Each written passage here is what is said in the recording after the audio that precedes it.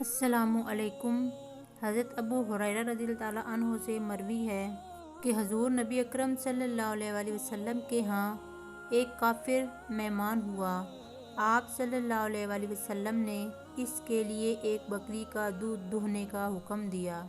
وہ دہی گئی تو وہ تمام دودھ پی گیا۔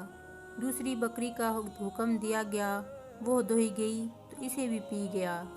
پھر ایک اور دہی گئی تو اسے بھی پی گیا، یہاں تک کہ 7 بکریوں کا دودھ پی گیا۔ دوسری صبح وہ اسلام لے آیا۔